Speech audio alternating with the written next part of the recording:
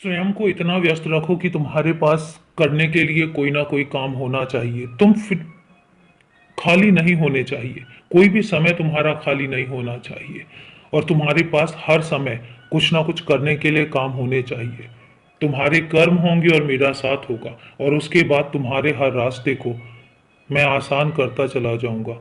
कौन तुम्हारे लिए गलत सोच रहा है या कौन तुम्हारा गलत करना चाहता है, ये सब तुम्हारे सोचने के लिए नहीं है।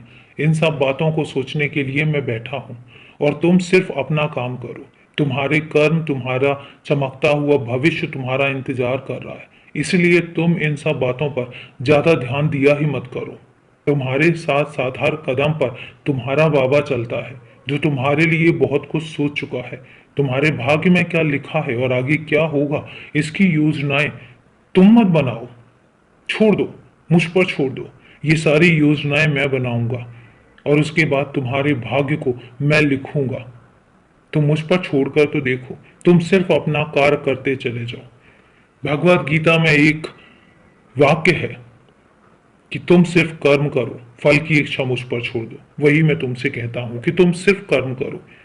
तुम्हें उसका फल कैसे देना है ये तुम मुझ पर छोड़ दो और मैं तुम्हें कहाँ लेकर जाऊंगा ये भी तुम मुझ पर छोड़ दो। तुम्हें क्या दूंगा, कितना दूंगा, कब दूंगा, ये सब तुम सुनिश्चित मत करो।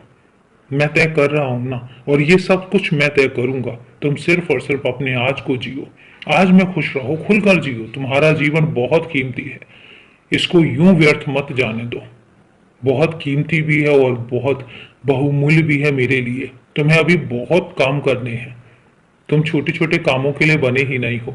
मेरे लिए बहुत कुछ करना है। मैंने बहुत कुछ तुम्हारे लिए सुनिश्चित कर रखा है और बहुत कुछ मैं तुम्हें सौंपना चाहता हूँ।